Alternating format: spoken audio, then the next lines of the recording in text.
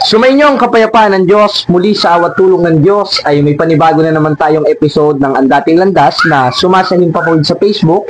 At bago tayo makapagsimula, ano bang purpose ng Ang Dating Landas? Ito ba'y para manira? Unang-una, ipagpapaunan namin sa inyo mga kapatid, gaya ng mga nakakaraan nating episode, hindi po ito para manira. Dahil hindi mo na pwedeng siraan ang sira. Ang ginagawa po natin ay pagpuna para mailabas ang katotohanan, gaya ng ginawa ng ating Panginoon Jesucristo dun sa mga Eskriba at Pariseo. 23:15 ng Mateo. Saaban ninyo, mga Eskriba at Pariseo, mga paimbabaw, sapagkat inyong nililibot ang dagat at lupa upang makahanap ninyong makakampi. At kung siya'y magkagayon, ay ginagawa niyo siyang makaiba yung anak pa ng impyerno kaysa inyong sarili. At isa dun sa manifestasyon, sa pagiging anak ng impyerno, yung gumagamit ka ng mga bagay na kinasusuklaman ng Diyos, gaya ng mga anting-anting, mga agimat, mga burloloy, na isinasabit pa sa leeg, isinasabit pa sa kung ano-ano, at meron silang mga inoorasyonan. Unang-una, kung ayon po sa Biblia ang pag-uusapan, galit po ang Diyos dyan Basahin natin ang 13:20 ng Ezekiel. Ganito po ang ating mababasa. Kaya ako ang makapangyarihang Panginoon. Hindi naman siya sinabing makapangyarihang albularyo. Ang sinabi, ako ang makapangyarihang Panginoon, ay nagsasabi na ano? Nagagalit ako sa mga anting-anting. Aba, kung ayon pala sa Biblia pag-uusapan, galit pala ang Diyos sa mga anting-anting. Tapos gagamitin natin yung anting-anting na kinapopuotan pala at galit pala ang Diyos. Therefore, konsiderado na magiging galit rin sa atin ng Diyos at magiging kaaway rin tayo ng Diyos. At ang kaaway ng Diyos, 10:27 ng Hebreo, kundi kakilakilabot na paghihintay, darating ang paghuhukom, at nagniningas na apoy ang tutupok sa kaaway ng Diyos.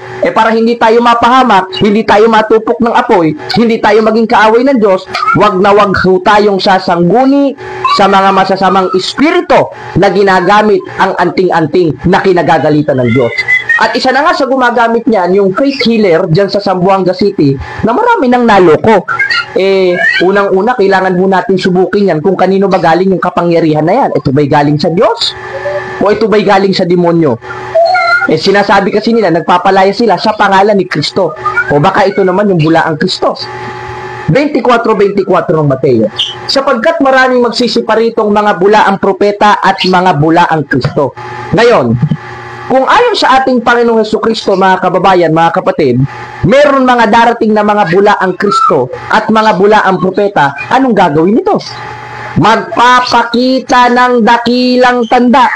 At yung dakilang tanda, yun yung mga kababalaghan. Ano pat maaaring iligaw ang mga hirang. At yun ang nangyayari ngayon, nakakalungkot sa Kabisayaan, sa Bicol, sa Capiz, lalo na ngayon sa Zamboanga, nitong nagbabiral na faith healer na nagpapabayad dun sa Santo Olyo nila.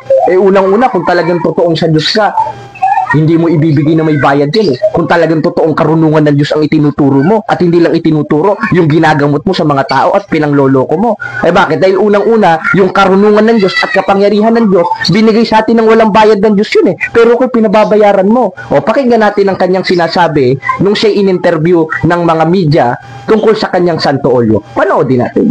Nang maingon sila presyo. Okay. Sa ingon na tag 1,000 daw ang lana. About man gud diri walay lubi diri adon. At yan, nakita natin yung faith healer o yung tinatawag na batang healer. Para sa akin, hindi naman na bata ito Mukhang dosay-dosay na anak na ito ipagpalagay na natin mga kapatid, Kasi mukha nang nasa 40 anyos ito tapos sasabihin batang healer. Paano batang healer ito? Parang nasa 40 na. Hindi naman sa pangungutya mga kapatid, nagsasabi lang naman tayo ng katotohanan, hindi naman kasinungalingan Sapagkat ayoko magsalita ng kasinungalingan. Dahil ang kasinungalingan, hindi nasang kahit kailan magiging sa Diyos yan, kundi nasang galing sa demonyo yan. 8:44 ng 1. Kayo'y sa inyong amang Diablo! Diablo! Sapagkat ang mga nasa ng inyong ama ang inyong ibig gawin. Ngayon, ano yung mga nasa ng ama nila na ibig nilang gawin? Yung gawa ng laman, gaya ng pagsisinungaling. Sapagkat ang Diyos, sa 1:2 ng Tito, hindi nakapagsisinungaling. Kaya pag sinabi ng Diyos, magaling ka na! Dahil sa iyong pananampalataya, magaling ka na. Etong faith healer, may bayad Yung sabi niya, tungkol ka dun sa Santo Olyo o dun sa langis, 1,000. Pampihira, Diyan ba kayo maniniwala? Si Kristo ba nung nangaral? Si Kristo ba nung nagbasbas ay may bayad? Abay, walang bayad yun. Bakit? 2:12 ng unang Korinto. Ngunit ating tinanggap hindi ang espiritu ng sanlibutan, kundi ang espiritong mula sa Diyos. Aba, yung espiritong mula sa Diyos, yun yung tinanggap natin. Na ipinagkaloob sa mga pare. Kaya ang mga pare, persona in Christi. Kaya ang dapat nating lapitan, hindi albularyo, kundi pare. Basahin natin sa isang talata sa 17:14 ng Lucas sa King James Version. Ganito po ang ating mababasa. And when he saw them, he said unto them, Go show yourself unto the priest. Pumunta kayo sa pare. And it came to pass that as they went, they were healed. Ibig sabihin, ang makapagpapagaling sa atin sa awa tulong ng Diyos dun sa mga isinugo niyang pare. O tinatawag sa aral ng simbahan, persona in Christi. Bakit? Dahil unang-una, isinugo ng Diyos itong mga ito. Ang sabi nga sa 20:21 ng 1, kung paanong isinugo ako ng Ama, gayon ko rin kayo isinusugo. Alin? Yung mga pare, yung mga ama, na sinusulatan ni Apostol Juan sa 2:13 ng unang 1, na sinusulatan ko kayo mga ama. Na ano? Na binigyan ng otorisasyon ni Kristo na pakani ng kawan. Kaya ang mga pare, silang may karapatan na humawak ng sakramento ni Kristo. Magpatanggap ng sakramento ni Kristo sa ating mga Katoliko. At higit sa lahat, makapagpagaling sa pangalan ng Ama, Anak, at ng ating Panginoong Hesukristo. Bakit? Dahil hindi naman lahat manggagamot eh. Tapos kayo, wala naman kayong otorisasyon, manggagamot kayo. Kanino galing ang otorisasyon ninyo? Ngayon wala namang inutos si Kristo na anting-anting, kundi bagkus ang sinabi ng Diyos sa Ezekiel, sa 13:20, ako'y nagagalit sa anting-anting. Ngayon, kung galit ang Diyos sa anting-anting o sa mga agimat at mga orasyon, ngayon ginagamit ng faith healer na ito ay orasyon at mga anting-anting, kanino galing ang panggagamot nito? Kay Kristo ba? Hindi, kundi doon sa kinagagalitan ng Diyos na igagatong sa impyerno sa 10:27 ng Hebreo, walang iba kundi sa demonyo. Sasabihin nila sa Diyos, kung sa demonyo bakit nakakapagpalayas ng demonyo? Wala tayong pagtatalo doon. Bakit? Si Satanas nagpapakunwaring anghel ng kaliwanagan eh. Therefore, nagpapakunwari rin silang Kristo. Kaya ang sabi sa 24:24 ng Mateo, marami talagang mga lilitaw na mga bula ang propeta at bula ang Kristo na magpapakita ng dakilang tanda. 11:14 ng ikalawang Korinto. At hindi katakataka, sapagkat si Satanas, ay nagpapakunwaring anghel ng kaliwanagan. Kaya yung mga paratang nila, kung sa demonyo kayong pagpapagaling ng faith healer namin, bakit nakakapagpalayas ng demonyo? Bakit sa pangalan ni Kristo? Kasi nabodos kayo ng demonyo. Bakit? Sapagkat napakalinaw, 11:14 ng ikalawang Korinto, sapagkat si Satanas nagpapakunwaring anghel ng kaliwanagan. Bakit? Dahil yung utos ni Kristo, pagpapagaling ni Kristo, ibinigay doon sa mga sinugo niya at pinuspos sa Espiritu Santo na mga obispo't mga pare na binigyan ng otorisasyon sa 20:28 ng gawa na pakani ng kawan. Bakit? Dahil hindi naman lahat ay nakakagawa ng himala. Therefore, pinili. 12:29 ng unang Korinto. Hindi lahat ay apostol, hindi lahat may kapangyarihang gumawa ng himala. Pag sinabing hindi lahat, lahat ba? Hindi. Tapos sasabihin mo naman lahat may karapatang magpagaling gamit yung mga agi-agimat ninyo. Kinasusuklaman nga ng Diyos yung agimat ninyo. Hindi sa Diyos yan. Pangalawa, nagpapabayad kayo sa mga agi-agimat ninyo, sa mga borloloy ninyong kahit pa nga yata sa itlog sinasabi kasi nakakita ko ng albularyo nagtatalata no? Puro out of context naman ang binasa, Muebejis ng Mateo, wala namang albularyo dun ang ginawa, ang daming borloloy, alam mo yung nag-green inferno. Kung nakapanood kayo doon mga kapatid, yung parang mga taong gubat na lang sisibat at kumakain ng kapwa-tao. Ganun yung style nila May borloloy dito, borloloy, pati ba naman sa belt may borloloy. Baka mamaya sa itlog mayroon na silang borloloy doon Pagpasensya nyo na mga kapatid. Sinasabi ko lang naman kung ano yung aking nasuri. Sapagkat mahirap maging mapaniwala. O mahirap maniwala kung kahit kani-kanino. Kaya nga meron tayong salita ng Diyos, magisterium ng simbahan, sapagkat yan ang otorisasyon na patunay na nasa atin si Kristo at ang mga sakramento ni Kristo. Kaya ng sakramento ng rekonsilyasyon, healing yan. At sakramento ng Eucharistia, sapagkat katawan ni Kristo yan. 26:26 ng Mateo. At pinagputol-putol niyang tinapay at binigay sa mga lagad, sinabi, kunin ninyo, kanin ninyo, ito ang aking agimat. Meron ba? Wala eh. Ito ang aking katawan. Bakit? Dahil napakalinaw, 13:20 ng Ecclesiastes, ang agimat o anting-anting ay kinapopootan ng Diyos. Ngayong kinapopootan ng Diyos, kalaban ba ng Diyos? Kalaban ng Diyos.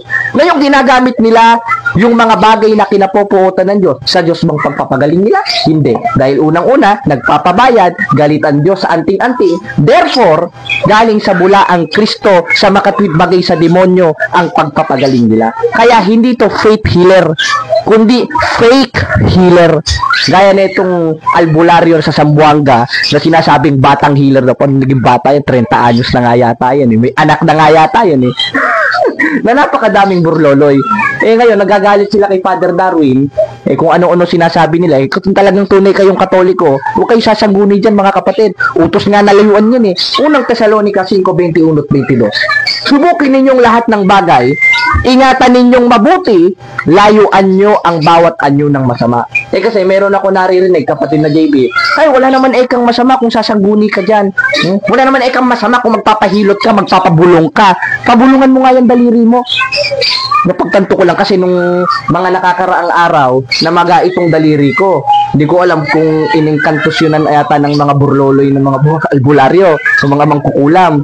Nung namaga, ang sabi naman nung lola ko, pabulungan dun sa kapitbahay.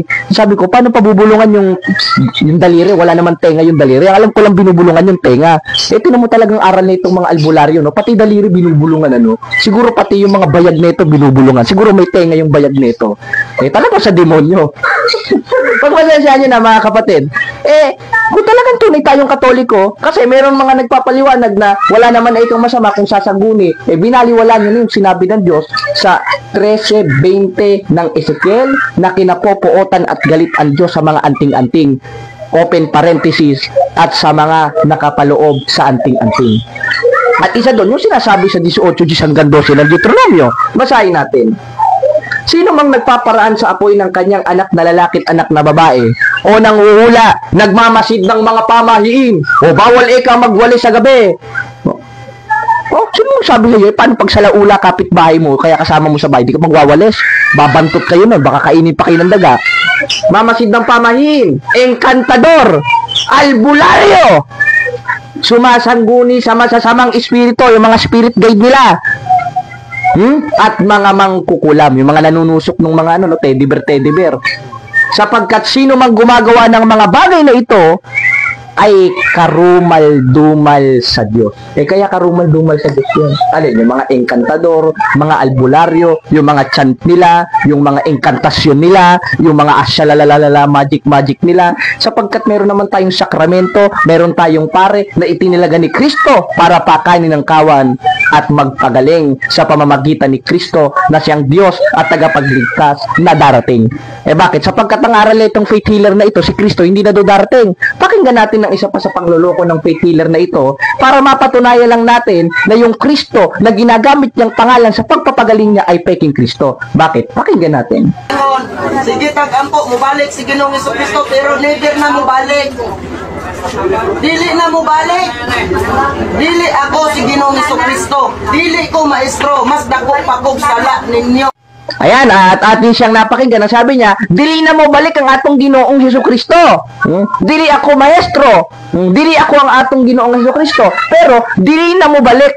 Therefore, yung Kristo niya, hindi na babalik. Ganun ba yung Kristo ng Biblia? Utos niyang hintayin natin pag sinabing hintayin, ay talagang babalik. 2:13 ng Tito. Nahintayin niya ang mapalad, nagpag-asa at pagpapakita. Therefore, magpapakita pa ng kaluwalhatian ng ating dakilang Diyos. At at tagapagligtas na si Jesucristo. Therefore, ang atong Ginoong Jesucristo mo balik. Dili mo balik. Gaya ng gisulti nitong albularyo na ito. Ibig sabihin, dyan palang napapatunayan, iba ang Kristong pinakikilala niya, iba ang pagpapagaling niya sa pagpapagaling ng ating Panginoong Jesucristo sapagkat peking Kristo ang ipinakikilala niya. Bakit? sapagkat yung Kristong pinakikilala niya, hindi na babalik, samantalang yung sinasabi ng Biblia, hihintayin natin at magpapakita ng kalwalatian, at yun ang ating dakilang Diyos at tagapagligtas na si Yesu Kristo. Talagang kakontra ng apostol ito. Tanong mo sa akin, bakit, mga kababayan, kapatid na JB? O, basahin natin sa 9:28 ng Hebreo. Gayon din naman si Kristo'y minsang inihandog upang pawiin ang mga kasalanan ng mga tao. Siya'y muling darating. Ano ba si Kristo? Gaya nga ng binasa natin sa 2:13 ng Tito, Diyos at tagapagligtas. Ngayon, kung si Kristo ang Diyos at tagapagligtas na sinabi namang ng faith healer na hindi na darating, anong sabi naman ni Apostol Pablo na inutusan naman ni Kristo na magsulat? Gaya ng nasa 14:37 ng unang Korinto, siya'y darating muli. Kaya napakaliwanag, mga kapatid, na ayon mismo sa albularyo na ito, sa kanyang mga pinagsasasabi, ibang Kristo ang ginagamit niyang pangalan, hindi yung Kristo nating mga Katoliko na totoo, na babalik, na ayon sa 9:28 ng Hebreo, darating at hihintayin natin na papalad na pag-asa at magpapakita ng kaluwalhatian na siyang ililigtas tayo at ililigtas ang buong iglesia, na sa 9:31 ng Gawang Nangalat na tinatawag na Iglesia na Kristo at Iglesia ng Diyos sa La Sagrada Biblia na Las Iglesias Católicas Apostolica Romana. Bakit? 5:23 ng Epeso, sapagkat ang lalaki pangulo ng kanyang asawa, gaya naman ni Kristo na pangulo ng iglesia at siya ring tagapagligtas ng katawan. Paano ililigtas kung hindi siya babalik? Siyempre, babalik siya para iligtas. Alam nga namang online tayo iligtas, wala namang cellphone sa langit.